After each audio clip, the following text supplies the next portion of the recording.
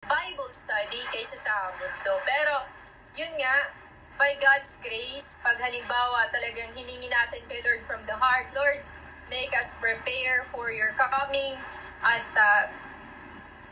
kasi alam natin walang prayer na hindi pinapakinggan ni Lord. Naririnig nga niya yung mga dasal na walang kwenta, di ba sabi niya?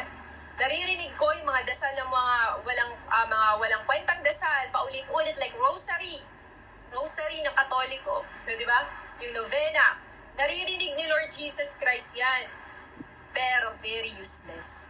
Kasi it's like a noisy gong na paulit-ulit. Ang gusto ni Lord, ilalabas mo kung anong nasa puso mo. Makipag-usap ka na parang papa mo siya. O papa naman talaga si Lord. Yung ganon. So, ganyan din po sa rapture. No? Binibigyan po tayo ng sign o pangitain ni Lord in order na maghanda. At tulad ng sinabi ni Lord, maghanda na. So, hindi natin alam before 2024 will end, bigla na lang mag-rapture. So, hindi natin alam. Kasi si Lord Jesus Christ, hindi kasi talaga siya, binibigyan pa din talaga niya ng chance after chance ang tao. Ayaw niya na madaming maiwan ang kanyang mga anak. Lalo na kung unvax ka. Kasi napakahirap po talaga maiwan after sa rapture. Mahirap na po talaga na masave ka pa. Mahirap po yun kasi ano ba mararamdaman mo after the rapture? Fear na. Self-pity na. Kasi wala nang Holy Spirit doon. Wala nang Holy Spirit. Kasi nasabi pa doon, kabayaran na doon ay pugot ulo. Pupugutan na ng ulo. Harap ka doon sa kaaway mo, sasabihin papipiliin ka. So sinabi ni Lord, today is the day of your salvation. Hindi pa yun puwersahan. No? Pag sinabi ni Lord, today is the day of your salvation, hindi ka pinapuwersa ni Lord. Pero after na ng rapture, talagang doon mo makikita na talagang kawawang-kawawa ka. Na kahit unvaccinated ka, ay mahihirapan ka pa din doon na makapag-repent from the heart. Kasi wala nang Holy Spirit. Bakit nga ba tayo nakakapag-repent from the heart, guys? It's because of the power of the Holy Spirit. And during the rapture, the Lord Jesus Christ, dadalhin niya yung kanyang Holy Spirit sa langit. So wala nang Holy Spirit ni Lord dito sa mundo, guys. So paano makakapag-repent ang tao from their hearts? So mahirapan na po sila. So mahirapan kang makatawag na din kay Lord Jesus Christ. Kasi nga, it's by the power of the Holy Spirit din na makakatawag tayo ng Ama. No? Yeshua HaMashiach, Jesus Christ. It's by the power of the Holy Spirit. Now, we were able to speak the name Jesus Christ, Yeshua HaMashiach. Kasi not all people could be able to speak that completely. Yung pangalan ni Lord Jesus Christ.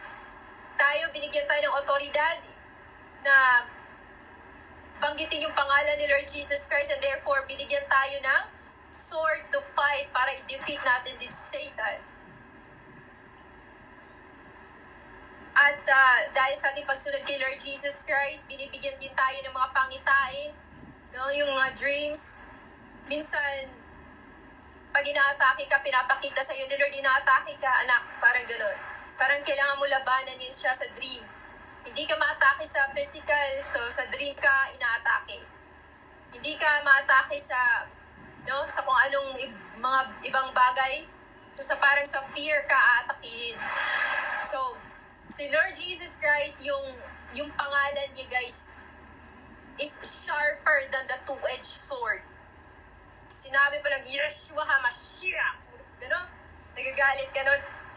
Alam niyo guys, pag naririnig ko na parang may something na worries, yung mga bagay-bagay na nangyayari na parang, iba to parang hindi to galing sa Diyos or what, umiinit agad ako guys sasabihin kong Yeshua HaMashiach. No? Talagang pagkabanggit mo, yung pangalan ni Lord, talagang alam mong may authority ka. Authority ka. Huwag kang matakot kahit sino. Parang gusto din kasi ni Lord. Sabi nga ni Lord, throw yourself into battle. throw yourself into battle. Huwag kang matakot. Parang kung tinatakot ka, lumaban ka. Parang yun yung gusto ni Lord Jesus Christ. Puksain mo. Puksain. No? So ayaw din ng kaaway yung mga dreams and visions. Ayaw ng kaaway yun. Naalala nyo guys sa Book of Daniel, nung pinakitaan ng vision si Daniel, ang nangyari kay Daniel, hindi siya mapakali. Nanghina siya, nag-fasting siya for siguro more than 7 days. Mga 3 weeks siguro siya nag-fasting. Hanggang sa, parang gustong ipakita sa atin ni Lord na huwag kang huminto hanggat hindi mo nakukuha yung kasagutan. Parang ganon. So if pag may mga dreams and visions daw tayo, huwag tayong huminto na hingin kay Lord Jesus Christ kung ano ibig sabihin ng mga bagay-bagay na yun. And yun, ayaw ng kaaway na malaman ni Daniel yung tungkol sa mangyayari sa mga Israelita. Kasi kapag lalaman niya, pagpa-fasting ang mga Israelita, no, pagkakaroon ng unity. Tapos hingin din ni Daniel si Lord Jesus Christ na huwag pahintulutan na mangyari o resolbahin yung ganon, mga bagay-bagay na kailangan ng solusyon, yung mga ganon. Kaya ang ginawa ng Prince of Persia, yung demonyo, na prinsipe, inarangan niya si Gabriel, di ba? Nagdala siya ng mensahe para kay Daniel. Inarangan niya para hindi makarating doon kay Daniel. So ganon din po ang ating kaaway. Yung mga dreams and visions na meron tayo, minsan ninanakaw nila. Minsan ayaw nila na mabasa mo, ma-remember mo pa, o makita mo pa, na masabi mo pa yung mga nakikita mo sa dreams and visions. Kasi nakakatulong yun para ma-encourage ang ibang tao, maghanda, kung anong dapat gawin nila, makapag-repent, etc. So yun yung nagagawa ng pangitain po. Kaya inarangan ng prinsipe ng Diablo, si Angel Gabriel. No? Pero pag once si Lord talaga ang kikilos, no, the Lord will always prevail. Walang magagawa po ang kaaway, guys. Katulad ng din yan dito sa Book of Obadiah. Ang aklat na ito ay naglalaman ng pangitayang ibinigay ng Panginoong Yahweh kay Propeta Obadiah tungkol sa Edom. So nagbibigay po si Lord ng warning, nagbibigay po si Lord ng chance para sa Edom, para po sila ay mag-repent. Paparusahan ni Yahweh ang Edom. So, dati pa pala talagang pinaparusahan ni Lord every country. And since the Lord Jesus Christ is yesterday, today, and forever, so hanggang ngayon si Lord ay nagpaparusa pa din sa mga countries. Iba't ibang parte ng mundo. May narinig kaming ulat-buhat sa Panginoong Yahweh. May isang sugo na ipinadala sa mga bansa. Umanda kayo at ang Edom ay salakayin. No? So gagamit si Lord Jesus Christ ng bansa rin para wasakin ng isang bansa. Hindi ba si Lord Jesus Christ, guys, ay dapat nakatakutan ni si Satanas? Alam niyo bang ginagawa ni Satanas? Doon siya pumapasok kapag ang tao ay pinarusahan na ni Lord. Pinapasok niya yung tao na wala kang kwenta, di ba? Sinasakyan niya yung parusa. No? Mas lalo kang ida-down. Kasi alam mo kasi ni Satanas na kung si Lord ay nagpalo o pumalo ng tao, si Lord din ang magpapagaling. Kaya ginagawa ng kaaway, sinasakyan niya, no? Para magiging hopeless talaga ang tao na hindi na niya maisip pang gusto pa niyang gumaling. No, wala nang hope, tanggalan niya ng hope, mga ganon. Yung gusto niya ng kaaway, na ganon ang mangyayari sa tao, guys. So walang ibang demonyo, walang ibang nilalang na gusto tayong i-down, na gusto tayong mawasak, gusto tayong matakot, kundi si Satanas. Walang iba. Sinabi ni Yahweh sa Edom, gagawin kitang pinakamahinang bansa at kamumuhian ka ng lahat ng mga tao. Sa lahat ng mga churches na iniisip nilang sila'y madami, malakas, madaming nagbibigay ng thesis, ipapahiya sila ni Lord Jesus Christ. Sila ang gagawing pinakamahina ni Lord Jesus Christ, Yeshua HaMashiach. Dahil ginagawa nila ang bagay hindi ayon sa puso ng Panginoon, hindi naaayon sa kagustuhan ni Lord Jesus Christ. Mostly sa mga churches, yung mga nilalapitan lang nila, yung mga taong makakatulong lang din sa kanila. Paano nga ba i-bless ni Lord Jesus Christ ang isang churches na ganyan? Kung ang iyong nilalapitan at, di ba, pinagbahagian ng salita ay yung mga makakatulong lamang sa iyo, hindi ba mas triple o mas grabe pa yung ibibigay na blessing sa Lord Jesus Christ? Kung doon, di ba? Doon kung tinutulungan mo yung mga beggar, hindi makakatulong sa'yo. Di ba? Hindi makakapagbigay sa'yo. Habang tinutulungan mo sila, di ba? You do it from your heart, for the Lord Jesus Christ, Yeshua HaMashiach's glory. So, kaya mas madaming churches na mayaman, no? Yung mayaman sila. Hindi dahil sinusunod nilang Holy Spirit. No? Kasi ang Holy Spirit, guys, ay napakasimple. Simple na holy, gentle at maawain. Mas nakakabag si Lord sa mga taong mahirap. Yung walang, hindi, tawag ito, yung sinasabi nilang utang na loob na ibabalik nila yun kung anong binibigay mo. Kasi wala nang blessings na ibibigay si Lord sa iyo kung binabalik naman pala nila yung tulong mo. Di ba? Yung tulong ng mga tulad ng politicians. Matatanggap nila. Di ba? Kasi may kapalit naman yung pagbibigay nila yung boto ng tao. So may motibo yung pagtulong. So ganun din ng mga churches. May motibo bakit inuuna nila yung mga makapalang bulsa. May makapalang bulsa. Ba't inuuna nila yung mga nasa mataas na antas, no, ng mga tao.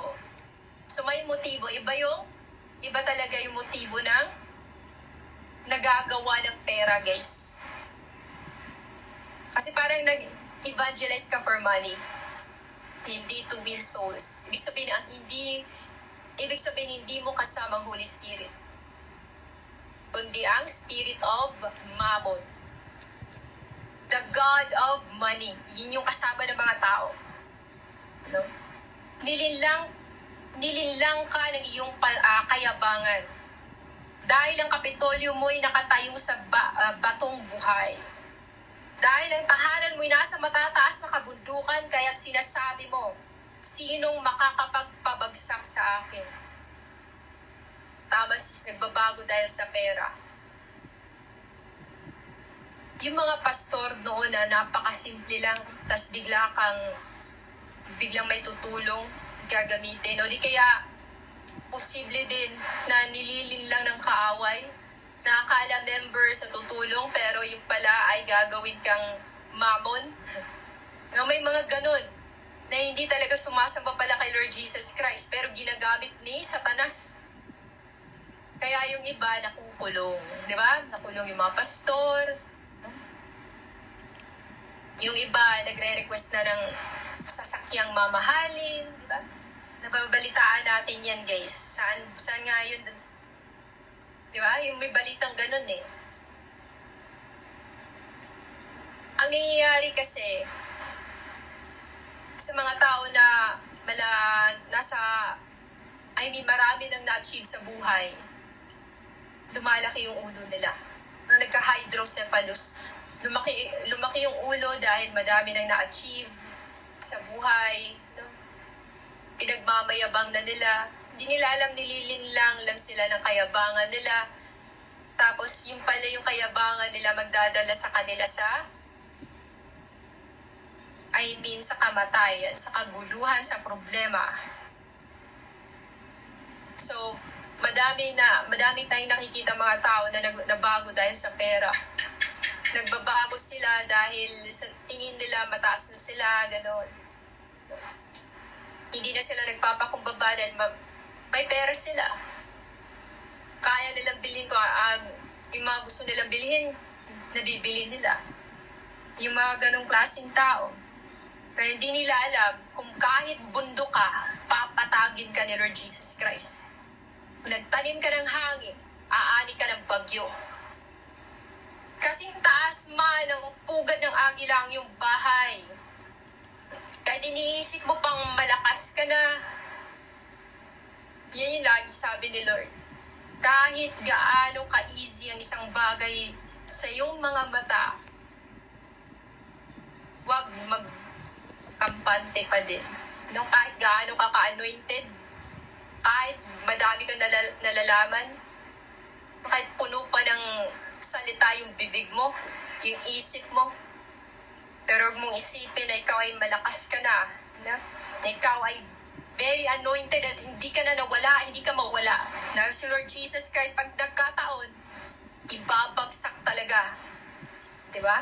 Ang mapagmataas, kahit gaano pa yan, katibay ang pundasyon na iniisip ng ibang tao, ibabagsak talaga ni Lord Jesus Christ, Yeshua HaMashiach. O maging ang mga between man na iyong kapantay, hahatakin kitang pababa at ikaw ay babagsak. Kaya, throw yourself into battle at huwag matakot na po. No? Huwag kang panghinaan, huwag mong hayaan na maramdaman mo ang kahit na anong mga atake ng kaaway, kahit yung pananakot nila, kasi ang presence nila, kapag nakaramdam ka ng fear, ibig sabihin andyan sila, nararamdaman mo sila. Kasi yun yung presence nila, fear. Ginagawa nila na takutin ang tao para magkasala. Pero sabi nga ni Lord, ang salita niya is sharper than the two-edged sword. Ibig sabihin, ang salita na yun ay si Lord Jesus Christ. So ang pangalan niya ay sharper than the two-edged sword. Hahatakin kitang pababa at ikaw ay babagsak. Kaya huwag matakot. Dahil si Satanas ay babagsak ni Lord Yeshua HaMashiach, Yahweh Jesus Christ. No, kahit man inaatake tayo, wala pa din siya karapatan na gagawa-gawa ng mga bagay hindi na ayon kay Lord Jesus Christ. No, ginagawa niya tayong laruan. Pero si Lord Jesus Christ ang makikipag-away, guys.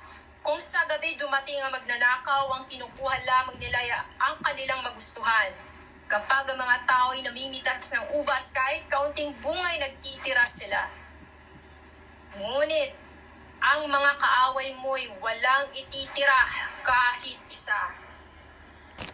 Kaya guys, kapag si Lord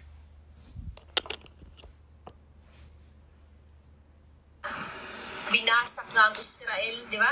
Hinayaan ni Lord, bumuwasak ang Israel, nagkawatak-watak. Kaya sino bang tao mag-iisip na hindi siya mawawala kanyang kinatatayuan? Kasi ang gusto talaga ni Lord ay mapagkumbabang tao. O lahi ni Isaw. Yaman mo'y sasamsamin at ang lahat ng sayo'y kukuhanin. Kapag palalo ang tao at mapagmataas, wala talaga siyang magandang makukuha sa kanyang pagmamataas. Nililinlang lang siya ng kamatayan. Nilinlang ka na yung mga kapanalig. Tinaboy ka mula sa iyong lupain. Nasasakop ka na ngayon ng iyong mga kakampi. Ang iyong mga kaibigang nooy kasakal. Ngayon naglagay ng patibong para sa iyo. At kanila pong sinasabi, nasaan ang kanyang katusuhan? Guys, kung titignan ninyo, deserve ni Esau kung anong nangyari sa kanya at deserve ni Jacob kung anong meron siya. Madami sinasabi, biniblame si Jacob ng mga Muslim o kahit mga Muslim, biniblame ang mga Israel, Israelita, ninanakaw yung pain, blah blah blah. So ganun din ang ginagawa ni Esau kay Jacob. Ninanakaw yung rights, no? Ibig sabihin lang nun, guys, yung lahat ng mga nangyayari ay kagustuhan ni Lord. Kasi si Jacob, Mahilig siyang magbasa, mag-aral ng scripture si Lord Jesus Christ. Siya pa mismo nagpunta doon sa bahay nila Noah kasama si Shem. Pero si Esau nasanay papupuntahin doon, nasanay panganay. Ang ginawa ni Esau, pumunta siya doon sa kagubatan at doon sinasabi nila ay tinatawag na nangayam o doon nag-hunt siya ng animals, no? So madaming dugo na o madami na siyang napatay o tawagin na lang natin madami ng nadumihan na ang kanyang kamay. Si Jacob is hindi siya masyadong tigas. Sorry guys. So si Jacob ay hindi guys, no? Si Jacob ay mahilig siya magbasa. At pinag-aaralan niya talaga yung batas ni Lord Yahweh, no? Sa inyong nangyari dati, so alam naman niya ng halos lahat ng mga nagbabasa ng Bible. Pero, yun nga, yun yung lamang ni Jacob kay Esau. At mas gusto din talaga ni Abraham, nilagay ng Panginoon sa puso ni Abraham na ang blessings ay mapupunta kay Jacob. At si Abraham naman, sinabihan si Rebecca. So yun yung nangyayari dati guys. Kaya napunta kay Jacob ang blessings. Kahit kay Isaac, mas pabor siya doon sa panganay. Kasi nga panganay, pero mas pinili ng Panginoon ang bunso, yung bata. So si Lord Jesus Christ, it doesn't matter talaga kung anong edad ng tao. Kung kapag halimbawa gusto niyang gamitin. It doesn't matter kung anong edad mo, no? Bata ka pa ba o diba? Nung bata pa si Jeremiah, sinabihan siya na pinili siyang maging prophet at kailangan niyang magbigay warning dun sa mga tao. Ipapadala siya dun sa mga taga-Israelita o Judah o kung saan mang lugar. At sinasabi ni Jeremiah, bata pa po ako, hindi ko po alam, hindi niya alam. No? Wala siyang alam o siya marunong. Pero kapag ginamit ka ni Lord, kahit saan ka pa pupunta, ibabalik ka talaga. Tulad kay Jonas. So kahit iiwas ka, ibabalik ka pa din talaga ni Lord Jesus Christ, Yeshua HaMashiach. So yun nga yung nangyayari sa descendant ni Esau. Sinabi ni Yahweh, darating ang araw na paparusahan ko ang Edom. Lilipulin ko ang kanyang mga matatalinong tao. At ang kaalaman nila ay aking papawiin. Now guys, hindi talaga dapat i-forefront ang pangalan ng isang preacher every time magpe-preach siya sa pulpit. Dapat tinataas ang pangalan ni Lord Jesus Christ, Yeshua HaMashiach. Kung maaari, hindi na dapat banggitin pa ng preach ang kanyang pangalan. Kasi the moment na magpe-preach na ang isang preacher dyan sa pulpit, hindi na siya yan. Wala ang basta-basta makakapag-preach na hindi ginagabayan ng Holy Spirit and Lord Jesus Christ. Hindi ka basta-basta makakapag-sermon dyan, hindi ka ginagabayan. Kaya dapat lamang ibaba mo yung sarili mo at tataas ng pangalan ni Lord Jesus Christ. Itataas ang pangalan ni Lord. Hindi yung laging babanggitin mo yung pangalan mo, isa ka lang namang lupa. Galing sa lupa. Kaya wala talagang right kahit banggitin pa yung pangalan. Guys, alam niyo ba noon? Kapag halimbawa tinataas ng Israelita yung tao o yung halimbawa isang servant ni Lord, parang mas pinibigyan pang halaga yung servant na yun kaysa kay Lord. Pinupunit nila yung damit nila guys. It's a sign na pinupunit din nila ang kanilang puso. Hindi nila nagustuhan yung sinasabi. Parang si Paul ata yun eh. Parang ginawa siyang God. No? Sa Greece ata yun o Roma. No? Ginawa siyang God. Na hindi nag-grieve ang kanyang puso, pinunit niya yung damit niya. Na hindi niya nagustuhan yung mga narinig niya. Na dahil isa lamang siyang tao. No? Kaya bakit mo ipo-forefront yung pangalan mo? Sino ka ba sa palagay mo? Lahat ng lumalabas sa iyong bibig, sinasabi mong speaker ka, huwag mong banggitin ang speaker, hindi naman talaga masyadong importante ang speaker. Yung boses na, yung salita na lumalabas sa bibig mo. Yung mas importante doon. Kasi yun yung magbibigay buhay sa mga taong nakikinig sa iyo. Di ba? Pero kung ikaw ay parang feeling mo ikaw ay magaling na, no? Nagbabasa ka lang ng Bible. Alam naman natin ang source ng wisdom ay galing kay Lord Jesus Christ. At ang Bible ay si Lord Jesus Christ yan. Mga salita na meron dyan. Pero ang tao, ang ginagawa, inaangkin na. Kaya madaming naging palalo at lumiliko at hindi nalalaman na sila pala ay masisira ng kanilang maling gawa. Kaya kailangan talaga mag-ingat ang isang tao. Dahil masyadong manglinlang si Satanas. Anointed deceiver nga siya, guys. Anointed. Ibig sabihin, gagawin niya lahat. Ma-deceive ka lang kahit gaano ka pa anointed. Di ba? Na-deceive nga yung ibang mga prophets, ancient prophets, nagkasala nga sila. Sino ka mo sa palagay mo na hindi ka magkakapit? Diba? Hindi ka mawala dahil nagsuri ka sa iyong sarili. Kung hindi naman ipapakita ng Holy Spirit kung anong dapat mong ipag-repent, hindi mo masusuri yan, guys. Kasi lahat ng nangyayari, lahat ng kilos ng tao ay gawayan ng Holy Spirit ni Lord Jesus Christ. Ang kabanalan ay hindi gawa ng tao, kundi gawa ng Holy Spirit. Ang pag-search ng puso ay hindi gawa ng tao, kundi gawa ng Holy Spirit. Di ba? Kaya mga tao, lumalaki yung ulo kasi akala nila may contribution silang nagagawa sa gawa ng Holy Spirit, guys. Mga mandirigma ng timan ay pawang nasisindak at ang mga kawal ng idong ay malilipol na lahat. So, nagdeklara po si Lord ng judgment para sa idong. At ito po ay isang pangitain po. No? Ito ay mensahe mula kay Lord Jesus Christ. Pinapakita ni Lord kung anong maaaring mangyari sa idong. Kung halimbawa hindi sila talaga mag-repent, hindi po sila magpakumbaba at mag-fasting. Yung mga ganun. Dahil sa ginawa mong karahasan sa angka ng kapatid mong si Jacob, sa kahihiyay malalagay ka at mahihiwalay sa akin magpakailanman. Now, alam na natin guys kung anong pakiramdam ng mahiwalay sa Panginoon. No?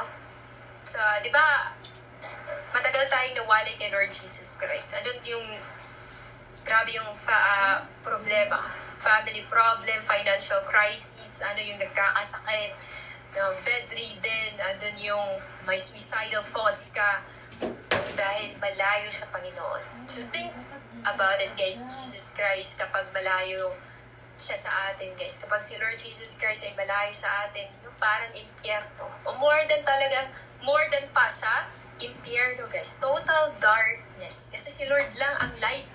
Siya lang ang source of light. Pinanood mo lamang sila. Ang tigas ng sila. Parang Bisaya talaga. No? Pinanood mo lamang sila ng araw na pasukin ng mga kaaway. Kasing sama ka ng mga dayuhan. Nananamsam at naghahati-hati sa kayamanan ng Jerusalem na aking tinangay. Diba? Grabe na. Na kanilang tinangay. So, grabe yung punishment. Guys, nakikita ninyo kung gaano si Lord ka mapagmahal. Kung gaano kalaki ng pagmamahal ni Lord, ganon din katindi ang parusa. Ganon din si Lord magparusa. Hindi mo dapat ikinatuwa ang kapahamakang sinapit ng iyong mga kapatid sa lupain ng Juda. Hindi ka dapat nagalak sa araw ng kanilang pagkawasak. Hindi ka dapat naging palalo sa araw ng kanilang kasawian. So, hindi si Lord natutuwa kahit gaano kasama ang tao. Huwag mo daw ikatuwa ang kamatayan, ang paghihirap. Yung may mga taong na tinitest ni Lord Jesus Christ, pinapagkumbaba sila ni Lord. Tapos pinagtatawanan at kung kung ano-anong sinasabi sa kanilang kapwa. Naalala ko guys, doon sa Taguig, may magpamilya o may babae doon, may kapitbahay kami doon na ubod talaga siya ng chismosa. Nang pag lalabas ako, maririnig ko yung boses ko mismo. Tapos nung time na yun, hindi talaga ako nag-react kasi masyadong mahina yung katawan ko. Pero tumingala ako sa langit. Nagsumbong ako kay Lord. Yung luha ko nagdinilit sa mata ko lang guys. No, hindi siya, basta nagsumbong ako na masakit siya masyadong magsalita. Alam niyo ba kung anong nangyari sa kanya hanggang ngayon guys? Dinarusahan siya ni Lord Jesus Christ. Nag-uulam sila ng ulo ng tuyo. Tapos problemado siya sa anak niya na may sakit. Yung panganay parang may diferensya sa pag-iisip. Tapos yung anak niyang pangalawa na nakabuntis, no? Problemado siya. So sabi ng ate ko, lumabas na sa bibig ng babae na parang gusto na daw niya magpakamatay. No, hindi ko nilabanan yung babae. Tumahimik lang ako. Pero tingnan nyo guys kung paano si Lord maningil. Kung paano si Lord maningil sa taong masama ang ugali. Kaya sabi ko sa mama ko, hayaan mo yan na hayaan mo yung matanda na murahin ako. Kasi pagdating ng araw, sisingilin yan siya. Patong-patong ng kasalanan yan sa pagkakaintindi ko. Patong-patong na yung kasalanan at bigla yan ibabagsak. Kahit anak niya na nurse na nagtatrabaho sa ospital, kahit gamot niya o pera, kahit pa yung lupain niya, hindi makakatulong sa kanya. Yun yung sabi ko sa mama ko. Sabi ko, tigilan, wag nang magsalita about sa matanda niya. Matanda na yun siya eh. Kasi minumura ko, sinigawan ako guys. Pero si Lord ang makikipag-away. At para malaman niya na ang kamay ng Panginoon Jesus Christ, Yeshua HaMashiach, ay nasa itaas ng bahay nila at ng buhay nila. Hindi mo dapat pinasok ang lungsod ng aking bayan, ni pinagtawanan ng kanilang kasawian, at sinamsamo pa ang kanilang kayamanan sa panahon ng kanilang kapahamakan. Yung grupo natin na sinusumpa,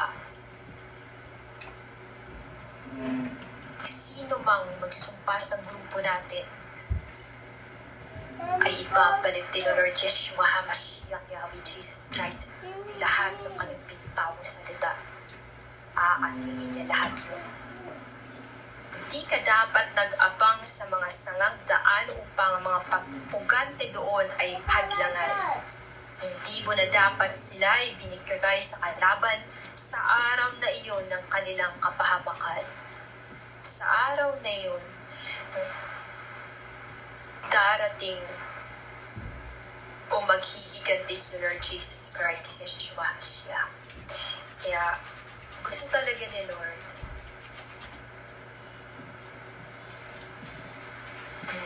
Tama sis. Gusto talaga ni Lord harmony, peace. Hahatulan ng Diyos ang mga bansa. Tulad ng sinabi ko kanina, na si Lord Jesus Christ ay nagpaparusa noon hanggang ngayon. Ay magpaparusa pa din si Lord Jesus Christ. Malapit ng araw ng aking paghatol sa lahat ng bansa. Sabi ni Yahweh, ang ginawa mo Edom sa'yo'y gagawin din. Ang ibinigay mo sa iba, siya mo ring tatanggapin. So, bumerang. Kung anong ginawa mo sa kapwa mo, ganun din gagawin sa'yo. Ganun din ang mangyayari sa'yo. Sa banal na bundok ko ay nalasap ng aking bayan ang mapait na alak na sa kanila'y kaparusahan. Ngunit ang mga bayan na dito nakapaligid, higit na parusa ang kanilang matitikman. Iinom sila nito at lubos na mapaparang. Pansinin nyo guys, gagawing doble ni Lord ang sakit, ang hirap o ang punishment, ang tagumpay ng Israel. Ngunit sa bundok ng Zion ay may ilang makakatakas, at ang bundok na ito ay magiging banal na dako. Muling aariin ng lahi ni Jacob. Ang lupain sa kanila ay ipinagkaloob. Siya yung taga-restore, si Lord Jesus Christ. At maglalagablab naman ang lahi ni Jose. Lilipulin nila ang lahi ni Esau at susunugin ito na parang dayami. Walang matitira isa man sa kanila. Akong si Yahweh ang may sabi nito. Sasakupin ng mga taga-Negeb ang bundok ng Edom. Sasakupin ng mga nasa kapatagan ng lupain ng mga Filisteo. Makukuha nila ang lupain ng Ephraim at Samaria. Ang Gilead na may sasakupin ng lahi ni Benjamin. Magbabalik ang buong binubuo ng mga dinalang bihag. Sila na nagmula sa hilagang Israel. Sila ang sasakop sa lupain ng Phoenicia hanggang sa Zarephath doon sa hilaga. Ang mga taga-Jerusalem na tinapon sa Sardis, ang siya namang sasakop sa mga lungsod sa timog ng Juda. Ang matagumpay na hukbo ng Jerusalem sasalakay sa Edom, at do'y mamamahala si Yahweh, at do'y mamamahala si Yahweh mismo ang do'y maghahari. The New Jerusalem. Kaya guys, ito yung last na verse ng Obadiah chapter 1. Nakita natin dito guys, ang paghihiganti ni Lord in a perfect time. Mahihirapan man ang tao o yung mga anak niya, pero sa huli, ipagtatanggol pa din ni Lord Yeshua HaMashiach Yahweh Jesus Christ ang kanyang mga anak. Kaya, madami man tayong hindi ba't ang shield ni Lord Jesus Christ? Yung shield natin ay ang mismong love ni Lord Jesus Christ, Yeshua HaMashiach. Kaya magpatuloy lang tayo guys dahil walang posible kay Lord Yeshua HaMashiach.